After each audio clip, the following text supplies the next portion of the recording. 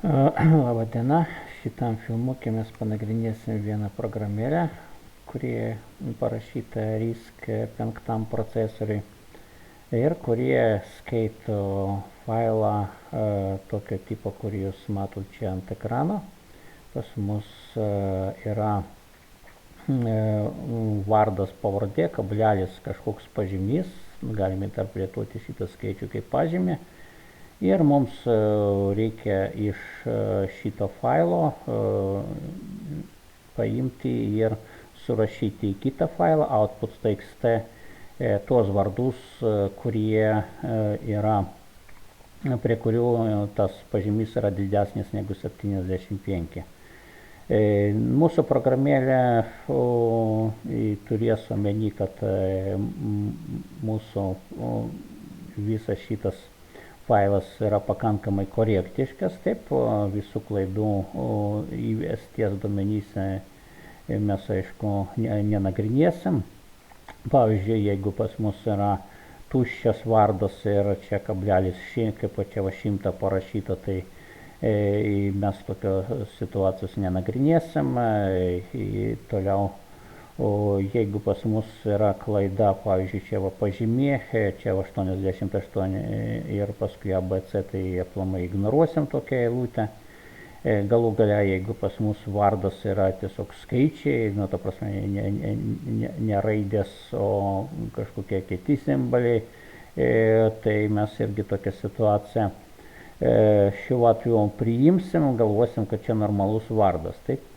Šiaip galima sugalvoti daugybę kitų klaidingų domenų, bet tada mūsų kodas atitinkamai labai bus apsunkintas. Tai mes tarsim, kad mūsų programėlė vienintelė, ką sugebėjo padaryti, kad jeigu blogas skaičius arba aplamai nėra įrašyta pažymė, taip, arba per ilgas vardas, kuris išeina už 256 simbolių ribos, tada mes atitinkamai tiesiog praleisim šitokią eilutę. Visas kitas eilutės, netgi ir šiek tiek klaidingas, mes apdarosim.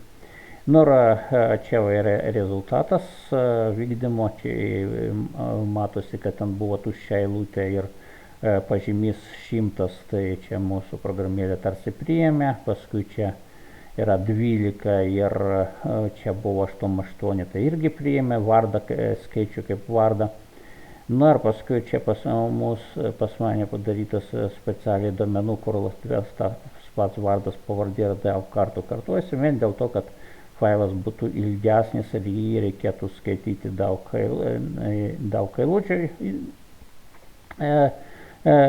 kad jame būtų. Ir toliau paskutinė pas mus čia vardas pavardė Hilda Zimmer ir čia pas mus irgi turėtų būti įrašytas šitą eilutę į failą ir matom, kad ji yra tikrai įrašyta. Štai čia tiek pastabų, ką turėtų daryti mūsų programėlė. Dabar apie pačią programėlę. Kai programuojam assemblerį, nesvarbu kokios architektūros, mes turim labai gerai įsivaizduoti, kokią reikšmę asocijuota su ir kokią prasme turi vienas arba kitas registras. Taip, jeigu nelaikom galvoje, tokių dalykų nekonspektuojam pas save, tai labai lengva pridaryti daugybę klaidų ir paskui sėdėti dienom ir naktim taisyti savo programėlę.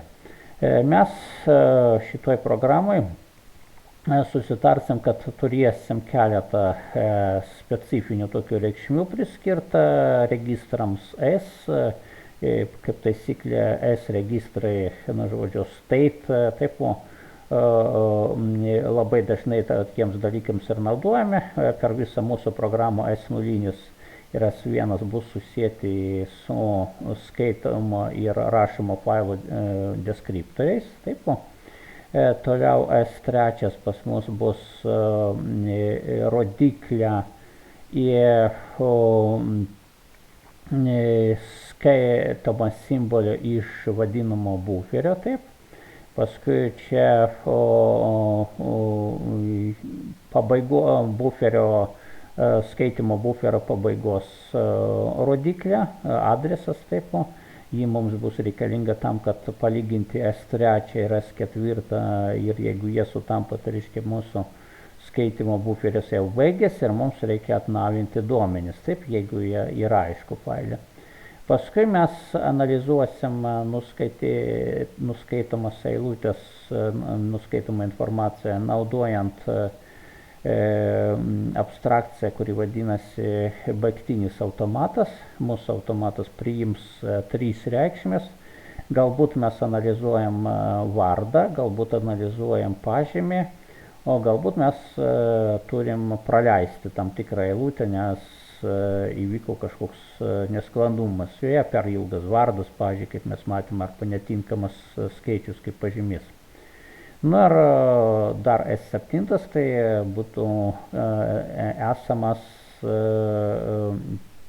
analizuojamas pažymys, tai čia sveikas skaičius. Štai čia tokį vaidmenį turi šitie registrai. Nu, paskui, kaip forminami duomenys mūsų programai, mes čia turim keletą konstantų. Čia pas mus input CSV, tai va tas failą, kurį mes skaitysim, output tekstai, kurį rašysim. Mes skaitysim failą blokais, kurie vadinasi buferiais, po 4 kilobaitus ir turėsim ribojimą atskiram vardui 256 simbolį. Taip. Nu ir paskui čia va šitas student name end, tai čia tiesiog studento vardo, viso šito ilgo vardo pabaiga, taip pat čia 0. Jeigu įvyko kažkokių klaidų, tai mes turėsim, aišku, išvesti, tai čia keletą klaidos pranešimo eilučių, taip, kurios naudojamos, jeigu įvyksta ta klaida, tiesiog rašom ant ekrano atitinkamą pranešimą.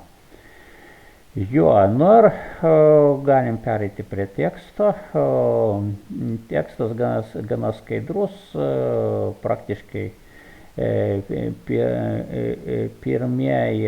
pirmasios va šitos va eilutės, open input file, open output file labai elementarias, mes tiesiog atidarom failą skaitimui.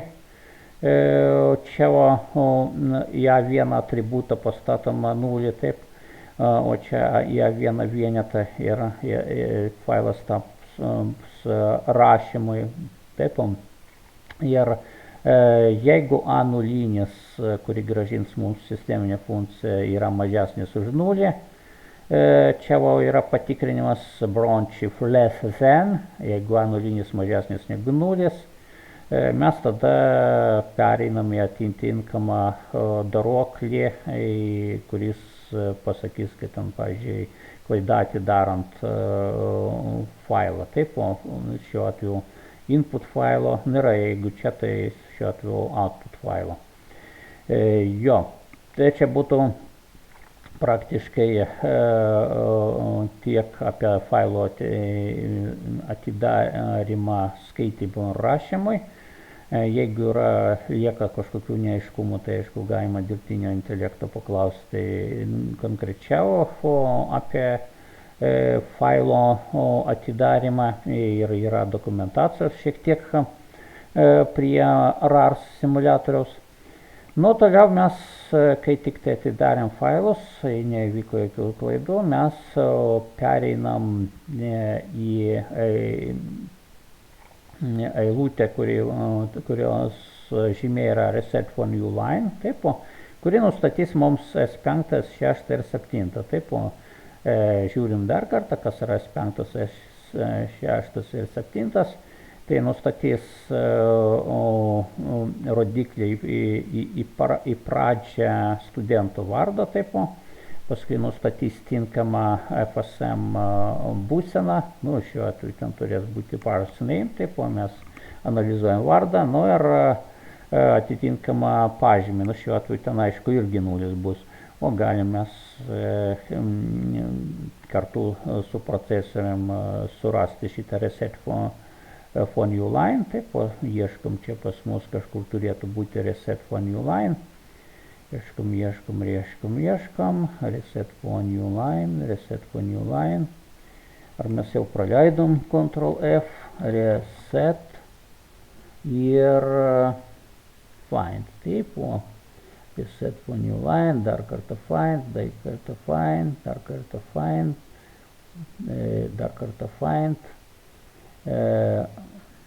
taip, suradom reset for new line, va čia šitą, ką mes čia turim, čia kaip aš ir minėjau, S5 mes nustatom adresą studento vardo, instrukcija LA kaip tik šitą ir padaro, paskui S6 ir S7 mes parašom po nulį, S6 yra būsena parse name, kuri turi skaitinę reikšmę nulį, taip. Na ir paskui, ką mes darome, mes grįšime parse byte loop, taip. Tai čia praktiškai šitas vyksta grįžimas, parse byte loop, nu čia aš pažymėjau šitą paiešką dabar, biškį nervins mane šitokia paieška, taip, nu. Čia mums reikia prisiminti, kaip nuimti žymėjimą, taip, search clear highlight, gerai. Jo, tai mes dabar po to, kai nustatymas 5, 6 ir 7, ką mes dar čia darom, S3 mes nustatom skaitimo buferio pradžią, taip, ir S4 nustatom skaitimo buferio irgi pradžią, taip, S3 ir S4 pas mus tampa tie patys va šitoj vietoj. Ir dabar galima savęs paklausti, o kas tai bus, iš esmės, kodėl taip keistai, nes formaliai tai mums reikėtų, kad buferio, kad ne buferio, o tas einamasis skaitomas simbolis būtų kažkur tai kitur negu pabaigoje. Esame tokia, kad čia jau komentarė parašyta, kad iš esmės mes patys padarysim tai, kad pereisim į tinkamą vietą, taip, pereisim į skaitymą failo, taip. Čia vėlgi galima grįžti prie S3 ir S4, S3 current pointer to read buffer, taip, o S4 to buferio pabaiga. Jo, nu ir toliau jump parse byte loop, tai praktiškai jumpas bus va šitoj vietoj. Ir kol kas, kadangi pas mus abudu šitie S3, S4 bus lygus, mes pereisim į fill buffer, taip. Eidam į fill buffer. Čia kažkur turėtų būti fill buffer. O čia va. Čia mums reikia paskaityti iš failo nurodytą kiekį baitų. Skaitimui mes naudojam 63 funkciją sisteminę. Ką jai reikia nurodyti? Jai reikia nurodyti pačias funkcijos numerį, paskui reikia nurodyti failą, iš kurio skaitysim deskriptorių, tai čia va S0. Na ir paskui mums reikia nurodyti buferį, į kurį bus nuskaityta, tai čia read buffer. Ir kiek reikia nurodyti, kiek maksimaliai reikia nuskaityti. Taip, šiuo atveju 4 kilobaitus maksimaliai galim nuskaityti. Na ir kviečiam šitą funkciją. Dabar į S2 mes patalpinam, kiek yra nuskaityta. Irgi pasižiūrėkit, ką reiškia pas mus A0. A0 būna grąžinamas, kiek buvo realiai nuskaityta. Jeigu S2 pas mus mažesnis negu 0, tai kitaip sakant, A0 buvo mažesnis negu 0, čia va šitą instrukciją sako, tai pas mus buvo skaitimo kažkokia klaida. ir mums reikia tada peršokti error read, taip, ir ten error read kažką daryti, taip, kur pas mus error read, čia mes paprastai parašysim ant ekrano pranešimą, kad buvo skaitimo klaida, ir čia peršoksim exit fail, į šitą žymę, ir čia tiesiog užbaigsim mūsų programą, taip, štai čia toks būtų žingsnis.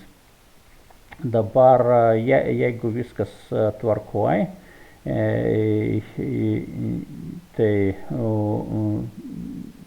pas mus gali būti situacija, kai S2 vis dėlto ne mažesnis 0, o lygus 0, tai čia praktiškai mes nieko neperskaitėm, klaidos nebuvo, bet nieko neperskaitėm, nes buvo failo pabaiga, čia tokia situacija. Ir jeigu taip yra, tai iš esmės reikia užbaiginėti mūsų programėlę, tai čia clean up and exit. Čia jūs jau patys galit pasižiūrėti šitą kodą, kas čia vyksta, iš esmės, jeigu taip įvyksta. Ir paskui reset buffer pointers, jeigu vis dėlto mes kažkiek tai nuskaitėm, mes tada esamą rodiklę, pagal kurią mes skaitysim nuskaitytą buferį, padarom tokia pat kaip start buferį, taip, paskui prie S4 priskirsim reikšmę tokią, kad galima būtų žymėti, kur yra skaitoma buferio pabaiga, taip, čia pas mus S4 tai rodiklė į buferio pabaigą, prie S3 pridėję S2 mes gausim tinkamų buferio pabaigą. Taip, ir jeigu ką, tai mes peršoksim ir po to, aišku, peršoksim vėl mūsų buferio analizę, taip, nuskaityto buferio analizę. Tai mes grįžtam čia praktiškai, tai parse bar loop. Taigi, jeigu pas mus įvyko šitas įvykis ir mes jau užpildėm buferį kažkiek tai ir kažkiek buvo baitų, mes juos turėsim analizuoti. Ir dabar,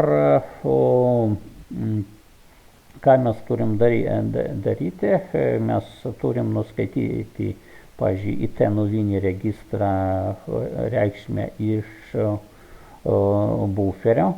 S3 rodo einamą simbolį iš buferio. Ir po to S3 mes padidinam vienetą, todėl kad mes turėsim pereiti prie kito simbolio. Taip, S3 bus kitas simbolis. Ir paskui tikrinam, kokia pas mus yra būsena. Taip, būsena pas mus nurodoma S6 registre. Jeigu būsena yra 0, tai mes turėsim analizuoti vardą. Jeigu būsena 1, tai turėsim analizuoti grade, tai pažymį. Ir jeigu būsena ten tokia, kad reikia praleisti eilutę, taip, nes joje yra klaidų, tai mes atitinkamai tada pereinama state to skip line. Taip. Ir čia, kaip matom, jeigu nei viena iš šitų nepraėjo, tai mes iš esmės turėtume pereiti į parse byte loop. Bet čia teisingas komentaras iš esmės yra pagal mūsų logiką, čia mes niekada neturėtume užeiti į šitą eilutę. Taip. Toliau parsinimas arba analizė vardo skaičiaus, tai yra pažymė ir taip toliau, atrodo nesudėtingai. Mes tiesiog turim analizuoti, ar dabartinis simbolis nuskaitytas yra kablelis. Jeigu kablelis, tai iš esmės mes turim pereidinėti prie pažymio analizės, taip, po pažymio nuskaitimo. Jeigu yra nauja eilutė, tai iš esmės mes greičiausiai turim tuščią kokią nors eilutę, taip, tai reiškia tada vėl galim kviesti reset for new line, taip. Jeigu turim dar tiesiog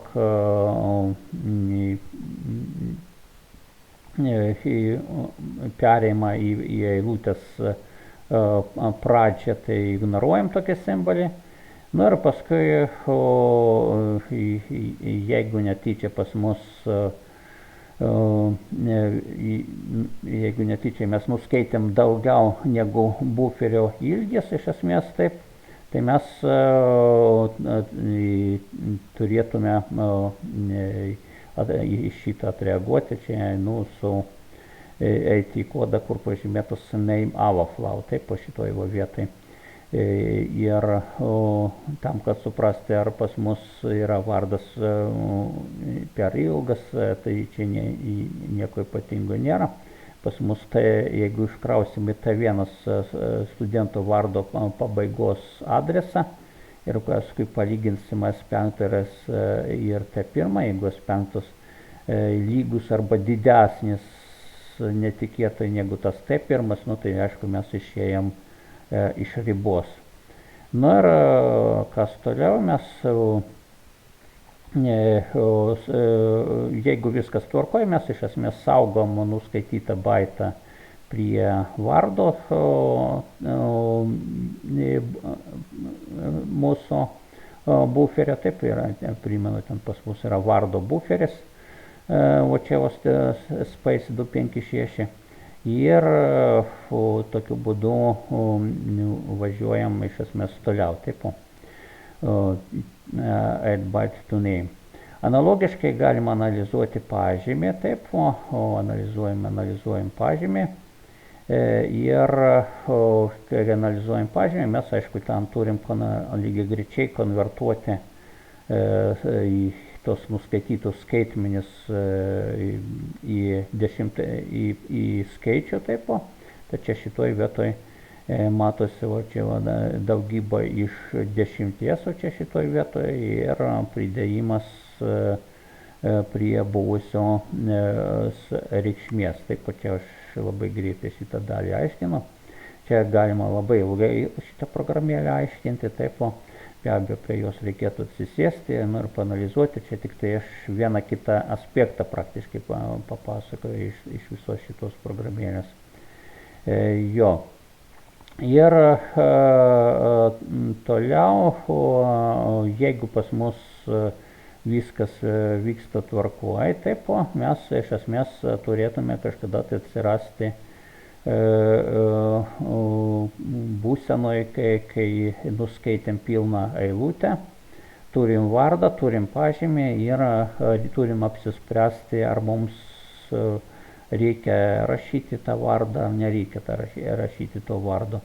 Tai iš esmės, kadangi T0 mes sukaupsim pažymį, jeigu tas pažymys yra mažesnis negu 75, tai mes pereisim prie kitos eilutės, čia jau reset for new line. Jeigu didesnis, čia buvo parašyta mažesnis arba lygus, taip, jeigu mažesnis arba lygus 75, tai pereisim prie kitos eilutės, jeigu ne, tai mes tada turim įrašyti ir mūsų output failą atitinkamą vardą. Kaip šitą padaryti, tai mes turim vėlgi kviesti atitinkamą sisteminę funkciją, šiuo atveju 64, taip, ir nurodyti buferį, iš kur mes rašysim informaciją, čia vardą rašysim, student name, į A1 registrą. Ir toliau, ką mums reikia padaryti, reikia sužinoti, kiek mes rašysim baito. Tai tam tikslui mes iš esmės turim paskaičiuoti tavo ilgį. Labai paprasta būdu, tiesiog iš pabaigos pointerio reikia atimti start pointerį, iš pabaigos adresą. Pradžios adresą reikia pasižiūrėti, kiek mes ten baitų išanalizavom iš buferio, taip, ir Tokiu būdu mes sužinosim, kokio ilgio buvo tas vardas. Na ir paskui dar pridėti papildomą į naujos eilutės simbolį ir tuo viskas iš esmės ir užbaigti visą šitą rašymą. Taip, reiškia, čia mes per vieną ėjimą įrašom tavo vardą, o dar antruo ėjimu įrašom labai mažą kiekį duomenų, šiuo atveju tiesiog 1 baitą, tai yra new line. Taip. Nu ir toliau, kai įvyko įrašymas, vėl pereinam į šitą reset for new line. Nu, čia nemažai čia aspektų dar tam tikrų lieka, taip, kurios galima būtų paaiškinti, bet tam, kad mūsų filmukas neišeitų iš ribų ir kad būtų galimybė jums šiek tiek pasėdėti prie šitos programėlės, tai gal šiam kartui užteks. Taip, bandykit susigaudyti, be abejo, čia nėra lengva užduotis susigaudyti tokio programėliai, nes assemblerė visą laiką labai daug būna detalių kiekvienam išeities kode ir tiesiog reikia analizuoti eilutę po eilutės ir turėtų pradėti aiškėti maždaug, kas ten vyksta. Gerai, tiek žinių, ačiū už dėmesį.